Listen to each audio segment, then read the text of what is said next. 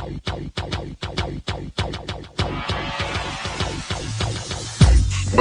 to the Odds Breakers, number one place for shared, sharp betting information. All right. Happy New Year, my friends, and welcome back to Podcast 1 of 2020. I'm your host, Kiev O'Neill. You can tweet us at the Odds Breakers. Follow me at OBKiev on Twitter, or follow us on social media / the Odds Breakers. This episode is being brought to you by jazzsports.ag. For a 50% bonus, please visit Jazz Sports. Use the promo code ODDSBREAKERS. Terms and conditions apply. If you'd like to help us out with our costs and sponsor the podcast, we would love to help you out. Please visit theoddsbreakers.com, click shop, and become a member. For $17.99 a month, you can get my plays, premium plays, before the line moves.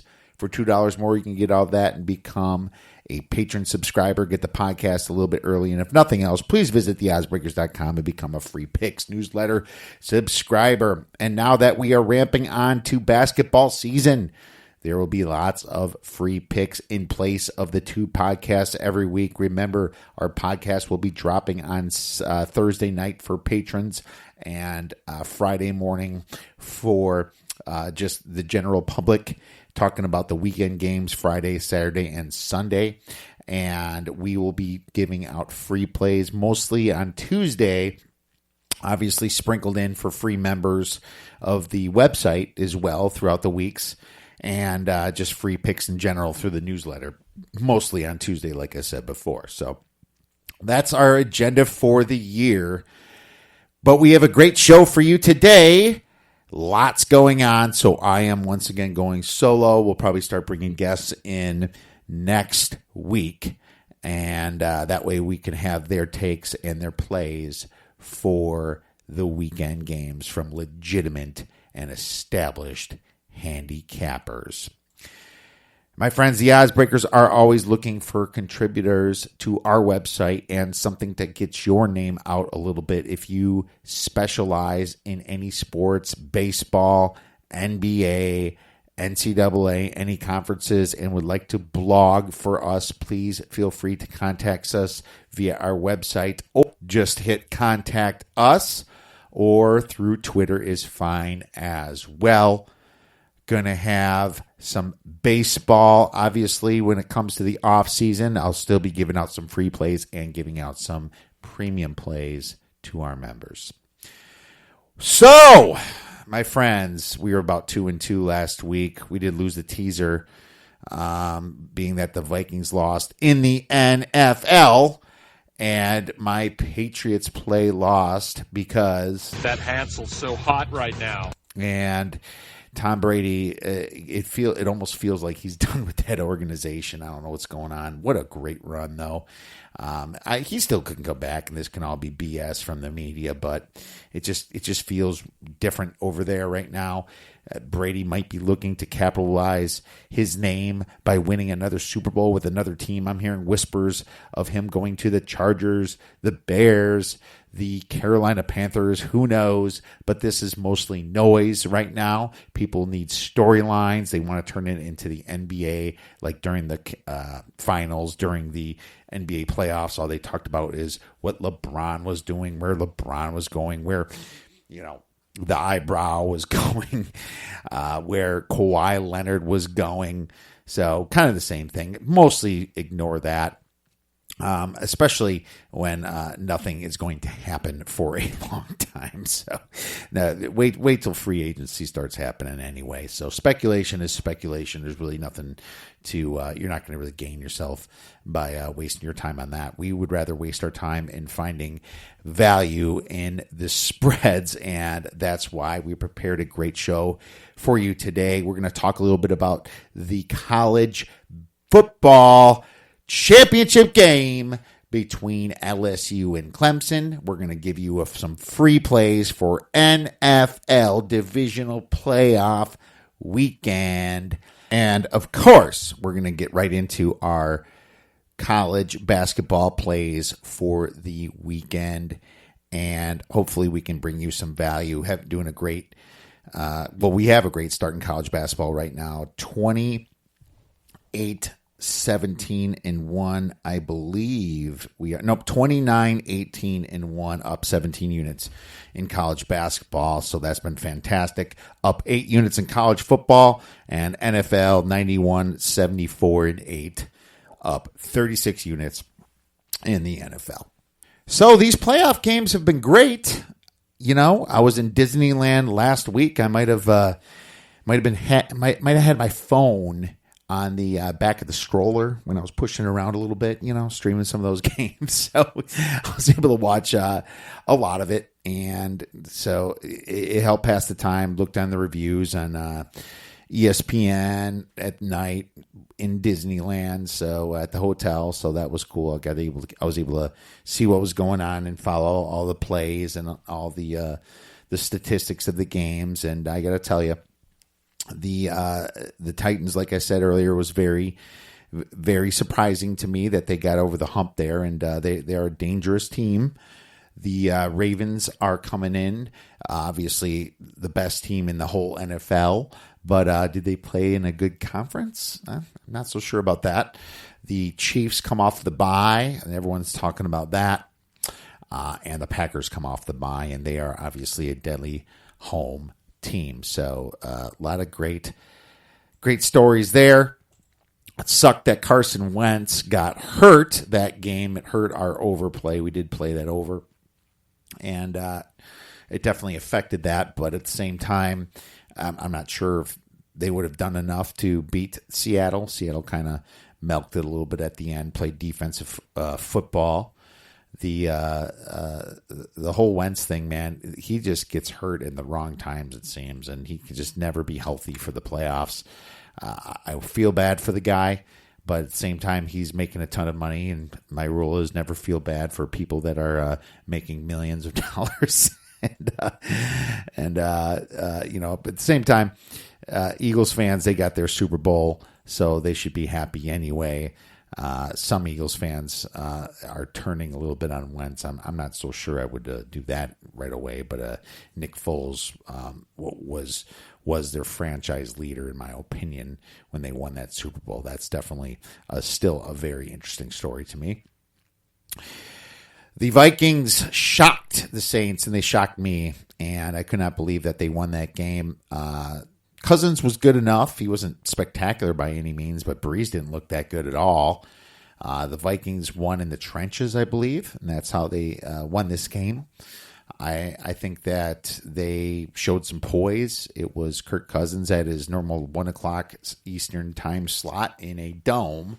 So that's the thing that scared me a little bit coming into it, and they won the game flat out, right? So congrats to the Vikings, and now they get to a San Francisco 49ers team that is well rested off the bye, and this baby is at 7. So, looking at this game, which Kirk Cousins are you going to get?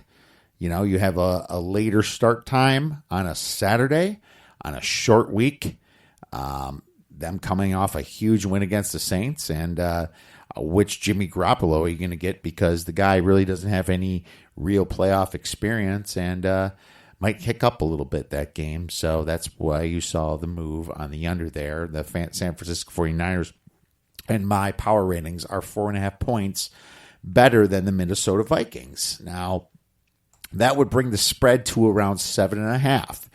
Well, the spread is at 7 right now, so not really a ton of value for me from a percentage point. And the percentage between 7 and 7.5 is maybe 2.5% right exactly where you need to be to make a profit, but that's usually not enough for me to make a bet. I need more than that. Now, if this thing creeps back down to 6.5 or creeps down to 6.5, I might be a player on the 49ers. But at the same time, the Vikings are healthy when they need to be healthy. They have a great coach in Zimmer. And if Kirk Cousins can kind of ride off some of the momentum that he created against the Saints and can keep his confidence there, they could be very dangerous in this spot. And that's why I see a lot of sharp people playing on the Vikings here. I don't agree with it, but at 7, it's not enough to make a play. The total's already pretty low for a playoff game at 44, but I still lean to the under in that game. Both these teams are close against the spread. Minnesota 9-8 against the spread throughout the season. San Fran 9-6-2, I believe. Against the spread, you have San Francisco is 5-6 as a favorite, and Minnesota is 3-3 as an underdog this season. So nothing really telling there. From a yards per play standpoint, Minnesota is 0.4 to the positive, and San Francisco is 1.3 to the positive. So they have a 0.9 yards per play advantage and home field. The question is which Kirk Cousins I think you're going to get, because that kind of lines exactly up where this spread should probably be, in my opinion. So no play for me unless I can get a 6.5. I would possibly buy the San Francisco 49ers, but I wouldn't take the Vikings unless I got a 10. That's kind of the number I would think, in my opinion. So enough about that game. Let's move into the next game where we have Tennessee versus Baltimore. The number's about 9.5, getting close to 10 here. Tennessee is 9-7 against the spread, and Baltimore is 10-5. Now, this is a little high, I think, in my opinion. I know Baltimore got some rest. Ingram's still a little banged up, but should play. But at the same time, Tennessee is just on fire. You know, they go into New England, they beat them. They beat the Texans their last game. I know it was against the Texans' second string, but they still beat the crap out of them. Tennessee with Tannehill has just been amazing, and a lot of credit to them and what they've been doing here. One thing that I find is interesting is that from a yards per play perspective, Baltimore is actually better on the road than they are at home, at least on defense. They allow 5.8 yards per play at home, and they allow 5.4 including all games. So you know that they're in the low fives here on the road. So that's important, and I wonder why that is. Maybe they had some tougher games at home. But I will tell you this. Baltimore, they're in a very easy division. It looks like the Steelers, after losing Big Ben and all their players, you know, Antonio Brown, Le'Veon Bell, are not as good as they used to be. They are pretty bad this year. And then there's Cleveland and there's Cincinnati. They had a pretty easy time. Another interesting thing about the Ravens is, yes, they have some good wins. They blew out the Texans that game, but they also, you know, at home, struggle against San Francisco. That was a coin flip, so that's. I mean, San Francisco was awesome, obviously, not, but it was a 20-17 game. And then that New England Patriots game wasn't that, impressive anymore, was it? You know, they beat New England and they beat them 37-20. But look at how bad New England's been, and so I'm not quite as impressed. They did lose to Kansas City. At Kansas City earlier, they had that stinking loss to Cleveland, and then they haven't lost since. Now, Buffalo gave them some trouble, and Buffalo almost tied up that game at the very end, so I thought that was interesting. New York Jets blew some opportunities against them. I think you can score on this team. As a matter of fact, I'm not that impressed with the Ravens' defense. I think the Ravens had it easy playing Cincinnati twice, Cleveland twice, and Pittsburgh twice. I think it skews their stats. Kind of lean into the over there, but I'm going to be watching this spread. I didn't play it yet, and I think that if this thing gets at 10, I might have a small play at 10. And I think it 10 at -110, that is. And if it actually goes past 10, it might be a little bit bigger of a play for me on Tennessee here. The problem is Lamar Jackson's just been awesome, and they put up a ton of points. I mean, They're averaging 33.2 points per game. That's pretty huge. But, since Tannehill came, the Tennessee is a positive in net yards per play by 0.9 themselves. So that's rather impressive. I'm waiting on this one. Right now, it's no play for me.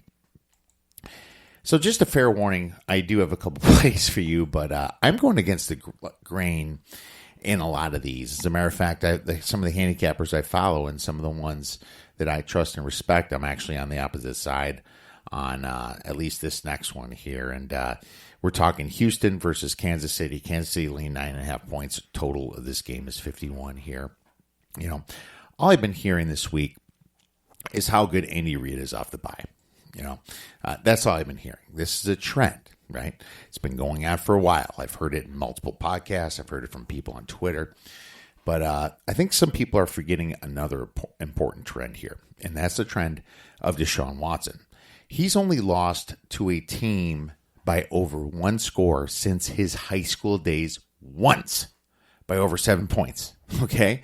And that was actually this year against Baltimore, ironically. But here's another trend for you. The Texans are 9-3-1 against the spread on the road since September 30th of 2018.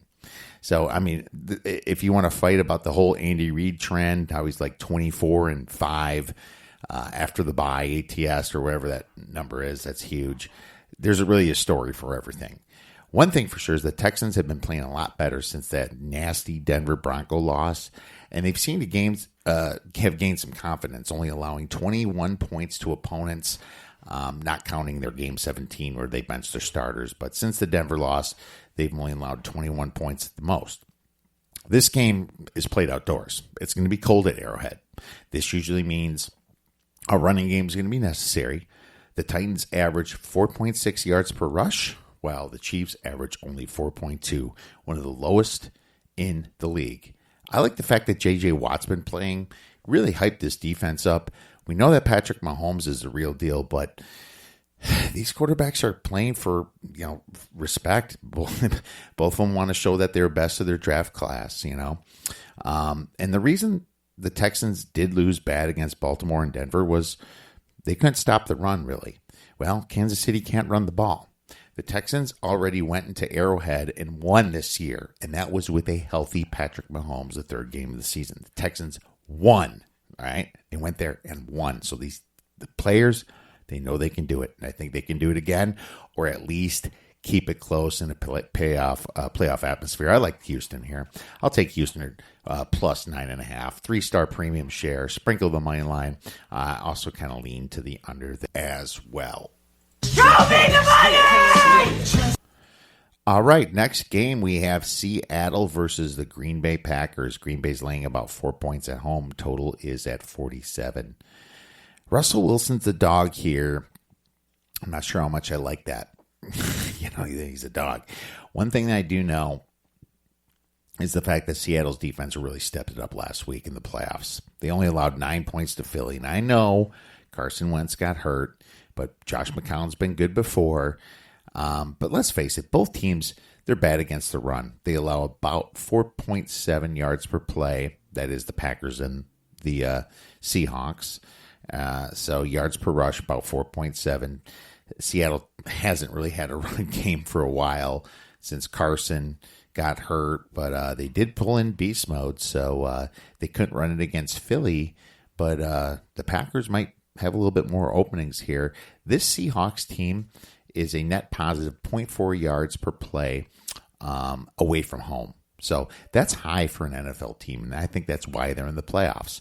The Packers are a much better team at home, though, a positive 0.6 yards per play, while they're a negative 0.3 in general. So they are literally a negative over 1 yards per play on the road, but the Packers are a home team. Now, the Packers, they're more efficient on defense a little bit. They're both about equal on offense at 15 yards per point, but on defense, they allow about 18 yards per point, while Seattle is at 15.7 yards per point. So these are some of the reasons why you see the spread past the 3. When, obviously Seattle's record is almost as good right there with the Packers. But what I think the odds makers might be missing here, or at least the betting public, and they might be missing the fact that the overall strength of schedule is a huge discrepancy. Green Bay, according to Sagarin, has played the 25th hardest schedule, while the Seahawks have played the first hardest schedule in the entire league. They played teams like the New Orleans Saints. They played the Niners twice, the Rams twice. Okay. I mean, they played some extremely good teams this year during the regular season. So, I like how they seem to be fired up here. I like what DK Metcalf is doing. This 4-point spread seems a little too much for a Russell Wilson-led team to me. Seattle on the road is a better team than at home. They're 2-6 at home. ATS, they are 6-2-1 ATS on the road. So, like that, this is going to be a cold game, and it's going to be a late nighttime start on Sunday. The weather should be below 23 degrees, could be some precipitation. Both teams are going to try to establish the run and take the clock away from this game. So, looking at it from coach to coach, I like what Matt LaFleur is doing. I like how he starts the game. But I have to go with the experience here of Pete Carroll. And I'll take the 4 points with Russell Wilson. But I also like the under a lot in this game. The under's hit 7-0-1 for Packer games in the second half of the season since November 3rd. And I think that trend continues here. Like the under, like the 4 points. Those are the two plays. Expect a low-scoring game. Seattle +4, 2 stars. And under 47, 2 stars. Premium shared plays. Have you found Jesus yet, Doug? I didn't know I was supposed to be looking for him, so. All right. Well, that is your NFL. We obviously have premium plays out there as well if you're interested in becoming a member. Now it's time to talk a little bit about the college football championship game. And what a interesting game we have. Clemson versus LSU. Now, this may be the best quarterback matchup we've ever seen in college football in a championship game. Both of these guys are surefire first picks of the draft, in my opinion. Joe Burrow this year will be number one. I mean, Trevor Lawrence. I thought he was the best last year. He's going to be a surefire number one pick next year. Looking at the spread, I'm sure Dabo Swinney is going to be playing the whole "we are an underdog" card, and I think he's going to be using that to motivate his team. But in my opinion, I think he should be the underdog here. Maybe even by more points. I mean, it's no secret that Clemson has the great skill positions in this matchup. They have the best net yards per play in football, 3.3, while LSU is at 2.9, pretty close. But it's also no secret that Clemson has had the easiest schedule out of most of these bowl teams, and LSU has had one of the hardest in the country. Clemson hasn't played a top 25 team since Ohio State, when they finally got to Ohio State here. And also what I do know is when these teams stepped up in competition, we saw LSU go to Alabama, a healthier Alabama, and beat them in Tuscaloosa, winning by 5 points. And then we also saw LSU blow out a top 5 Georgia team by 27 and a top 6 Oklahoma team by 35. And Clemson, on the other hand, needed some extra help to beat Ohio State when that game happened. That should be obvious to an unbiased fan. Ohio State outgained Clemson by over 100 yards, beating them in both the running game and the passing game. Clemson needed a 2-0 turnover ratio and some extra help from you-know-who to win this game. I actually think from a straight numbers standpoint, on an unbiased field, Ohio State should have won by 7 to 14 points. Now, in saying that, I also think that LSU is about as good as Ohio State as a whole. I think their offense is a little bit better, but their defense is a little bit worse. And so I think the spread should be around 6.5, not 5.5. I also know that Clemson has some kicking problems. We talked about that last pod. They missed a field goal against Ohio State. They're only at 60% during the year, so that could factor in, just like I mentioned for last game. Joe Burrow, he's been like clockwork with his wide receivers, man. Clockwork. I've never seen so much chemistry between a quarterback and his playmakers in college football in my life. Okay? Never seen that kind of chemistry. It's been absolutely amazing. And they got the best offensive coordinator there, Joe Brady, calling the plays. And they have the best defensive coordinator in Dave Aranda. Ed Orgeron, he's the perfect coach to keep everybody together and to keep the balance in this team. You know, I also think there's going to be some LSU money coming in before this game. So at 5.5, this is what I'm going to do. This is not a premium play. It's personal play. I'm going to put a couple units on the LSU Tigers at -5.5, and I think it's going to get to 7 or more. Probably 7 is where it stops, but I'm probably going to buy back for at least half and see if I can nail a 6 or possibly even hit that 7 and get one side of it right. And the reason I'm going to be buying back is because I just can't trust the Zebras to not keep a closer game for the networks. The over is probably a tad bit high at 69.5, but I mean, I really do not like. I do not completely trust the defenses of these teams, especially with the power of both of these offenses. You know, if it was Ohio State playing LSU, then I probably would play the under 69.5. I would definitely play that. But of course, it'd be lower. It'd be about 61 or 62. But yeah, it's LSU. They've given up some points to some bad teams. I know it was mostly in garbage time, but not going to touch the total. But what I do like here is a prop bet. Okay. And this is, and I know the props aren't out yet, but I know that Trevor Lawrence's rushing yards is going to be probably around 40. And there should be some value in that because everyone saw him break that huge run versus Ohio State. LSU's done good against quarterbacks running the ball all year.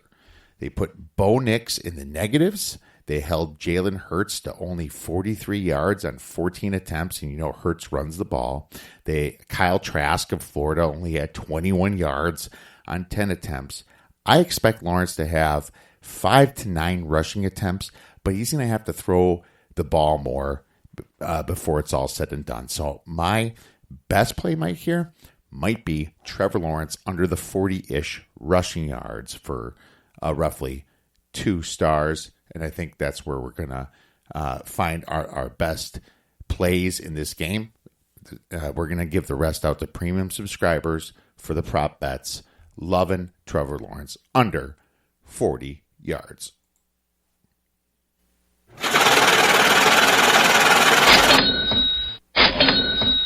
All right, for the next segment, we are going to cover my Big Ten rankings here. And there is a new number 1 since we did this 2-3 weeks back. Michigan State is number 1 in my Big Ten rankings. They are 4-0 in the Big Ten. And the frustrating thing for Sparty, and probably for Sparty fans, is Michigan State just rolls through the Big Ten. They beat the shit out of everybody, but it seems when they play in the non-conference, they screw up. And this happens sometimes in the tournament, that you think that they're the best team out there. They're always a top seed, and they end up just absolutely blowing it. And I don't know why that is, but they just seem to step up their game against the Big Ten, and then they tend to screw up against smaller teams. But either way, you got to put Michigan State as the best team in the Big Ten. And Maryland is second there. They definitely did hurt themselves a little bit. They lost Mackay and Markel Mitchell, some big recruits decided to enter the transfer protocol, but they still got Cole Mariel and a pretty good team. They're just not quite as deep as before. You guys still love Anthony Cowan, Jalen Smith, pretty big guys. I have Maryland at number 2, at number 3, and just to let you know, everything after this, especially after Michigan State, but I suppose after Maryland, is very bunched up. The Big Ten is very strong, top to bottom. Even Northwestern's not that bad. These teams, when they play each other, they're just going to really beat up each other. So that's what I expect. And I have Penn State at number 3, coached by Pat Chambers. Lamar Stevens is a beast, and Mike Watkins is a beast, obviously. Fantastic a team right here. Jamari Wheeler is doing a great job as well. Ohio State, number 4. They were kind of fake news, as we talked about earlier, and they're still a very good team, though. They're going to step it up, and they're going to get their groove back, and I do have Ohio State, number 4. Number 5, I have Illinois now. Just went into Wisconsin and beat them. As a matter of fact, Illinois has been beating some very big teams lately, and you got to give them a lot of respect on what Brad Underwood's doing there. They're huge down low with Ben Zanishvili and Coffee Cockburn. Guys are just amazing down low. Trent Frazier's doing a great job, and Io DeSumo is absolutely fantastic. They're just going to keep getting better and better. I wouldn't be surprised to have Illinois in my top 3 later in the season. Number 6, I have Michigan, and they barely edge out Rutgers because Rutgers did beat I believe it was Penn State at home, and I think Rutgers might have beat Michigan too. I have to recheck that. But Rutgers is another team that's just kicking ass. Geo Baker is hurt, though, and they haven't really felt those bad effects yet, but we'll see when he comes back. He has a broken thumb. Miles Johnson's doing great there. Jacob Young, Steve Bakil, Mathis. Rutgers have a fantastic team, and Bakil is just doing a fantastic job coaching them. Next, I have Iowa with McCaffrey's doing a great job, but Jordan Bohannon is gone. But they still have Weiskamp, Connor McCaffrey, Luka Garza, a very stacked team anyway. So we'll see if they can keep it rolling and find some clutchness. Iowa kind of hurt themselves a little bit the last few games. Wisconsin is right after Iowa, and Micah Potter is back, but now they're starting to get back into the lull. They were hot for a little bit. Indiana is next, and Indiana's been really screwing up lately. It's just kind of typical Indiana. Start out great and you think they're great and completely blow it in the Big Ten. Deron Davis needs to step it up. Al Durham needs to step it up. Justin Smith needs to step it up. We have Minnesota next with Richard Pitino. They're a dangerous team. They're going to go in and make some noise and cover some spreads. You know that. And Purdue has been awful this year. They haven't been scoring at all on the road. They're one of my fade teams on the road. Nebraska, oh man, they are getting better. Cam Mack is doing a fantastic job there, and great player. And they're above Northwestern, and they're going to kind of keep moving up. But this is the youngest team with all new starters, and I really like what Hoiberg's been doing so far with what he has. To be honest with you, I thought they'd be worse, and Northwestern is at the end here. We'll see if Chris Collins can bring them back up. All right, my friends, now it is time for the madness. The madness has begun, and the madness of our podcast will be going over college basketball plays for the weekend, and I have some plays for you. We have Friday, January 10th, Saturday, January 11th, and Sunday. We have one as well on January 12th. So in the future, when there's less, obviously, college football and NFL football to talk about, we're going to discuss a lot more games, especially with our guests. But for the sake of time, I'm just going to give you some of my plays and premium plays that I'm going to be making for this weekend. And let's look at Friday, January 10th. Right away, we have Butler versus Providence. Providence is getting about 5 points at home. Total should be around 127.5 or 128. So Butler, they've been a very under-the-radar team this year, and they're starting to get noticed. It looks like they have some Elite Eight or even Final Four potential here. Butler ranks 6th in the nation on KenPom, okay? 6th. And their defense ranks 5th in overall efficiency. and ranks third in opponent points per game from a total. So out of the 353 teams, they rank third, allowing the lowest amount of points. Providence coming off 2 awesome road victories against DePaul. Huge win in overtime in Marquette just a few days ago. It looks like Providence has kind of grabbed a little bit of mojo themselves. And this game is actually kind of for sole possession of the lead in the Big East here, which is obviously huge. One thing I noticed about the Friars, and their pace is ranked high on KenPom, 70.1, but it's due to playing some very fast teams. I looked at who they played: Charleston, Marquette, DePaul, Georgetown, and they've been winning those games on pure defense. And their defense now ranks 44th in the nation. I think it's a little bit better than that, but I think their true pace of play, if you don't count, or if you kind of try to normalize it a little bit more. I know KenPom tries to normalize, but they don't always do a great job. I think their true pace is around 67 or 68 possessions per game. And if you look at the trend line on Bartorovic, their pace has been going down here. Butler plays at a very slow pace, one of the slowest in the nation at 65.2 possessions per game. So due to some serious defense in this game that I expect, I like the under. I don't necessarily want to jump on Butler. I kind of lean them, but it's 5 points, and Providence is at home. The Big East is going to beat each other up. All of them are really good. The whole conference is really good. But I also think that Providence should be a bit tired coming into this game after playing Marquette and going into overtime just on Tuesday. I expect some low scoring from both teams and some methodical play. I'm going to take under 127 for a 2-star play. And I think that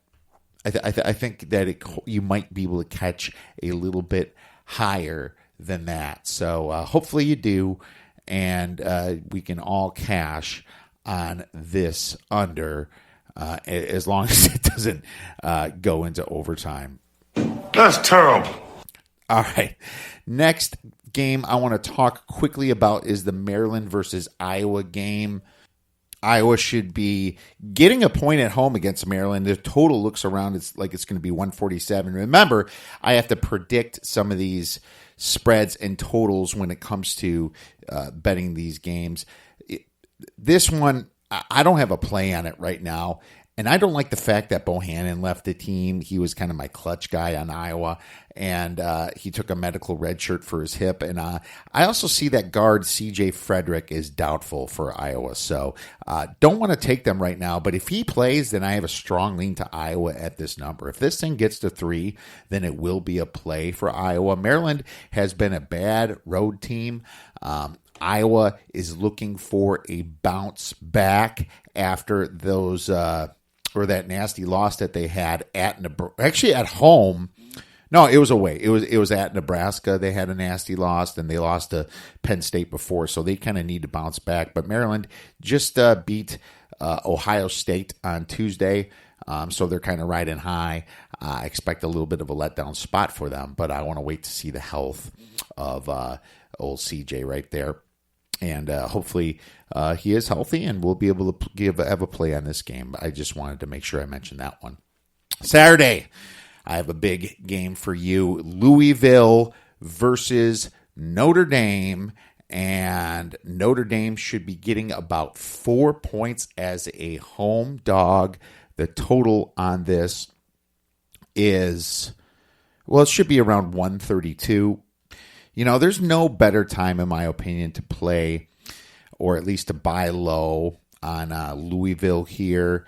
At one point, they were a top 2 team in the country, and they had a little flat spot in the last few weeks. They had to play at Kentucky, went to overtime, lost it at Kentucky, and then they lost against Florida State, which is a good team. Notre Dame, on the other hand, maybe without a starter in Rex Pfluger here. So we're going to have to monitor that, and they might have to rely on some of their other guards they have in the rotation. Their best player is John Mooney, who is 6'9", and has some it'd be hard for Louisville to stop him, but they can kind of contain him because they have some bigs like Stephen Anak and Malik Williams. I think Louisville's going to be fine, defending Mooney there. So that's going to be an interesting matchup, him down low. But I think Chris Mack is a very talented and experienced Cardinal team. They returned 4 starters, and they rank in the top 14 in both offensive efficiency and in defensive efficiency. They do everything well across the board, and they capitalize by wearing other teams down. They play at a slower pace. They have a swarming defense. They rank 14th in block shots per game. Louisville has played 2 true away games. They beat Miami by 13 the first game of the season, and then they took a great Kentucky team into overtime a few weeks ago. They also beat teams like Michigan on a neutral court. They beat Pittsburgh, and their 3 losses were against Ken Pom top 25 teams: Kentucky, Texas Tech, and Florida State. So, but here's the thing about Notre Dame: they haven't played anybody. You are fake news. As a matter of fact, their best win was against Syracuse, who ranks number 71 on KenPom. And Syracuse has been awful this year. Looks like they might not make the tournament. And they also lost some bad games. Notre Dame did against Boston College. North Carolina, not looking good. They lost that game in the beginning. They lost to NC State, ranked in the 40s, and Indiana, ranked in the 40s. So I like Louisville here to make a statement. And the short dog at 4 points, I'll take it. I kind of like it up to 5. I think they're going to stay in the race in the ACC for the regular season champion here. They only have 1 loss in the ACC right now. So I definitely have to take the Louisville at the 4 points. This would be a 3-star premium play. Winning. All right, next game we have. I'm going to talk quickly about Wisconsin, my Badgers versus the Penn State Nittany Lions. Penn State's laying about 4 points. The total in this game is about 132.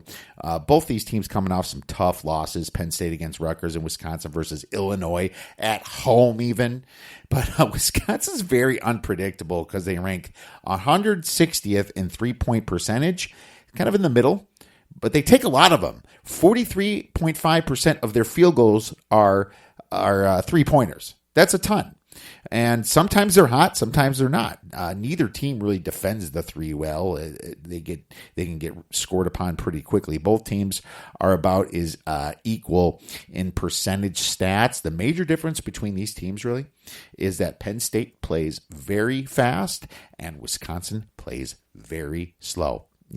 If both teams shoot bad, it's edge to Wisconsin, and if both teams shoot well, it's edge to Penn State. Now, I think both teams should shoot well after coming off 2 losses, and I don't have a play at this number, but if Penn State controls the pace, being there at home, they should.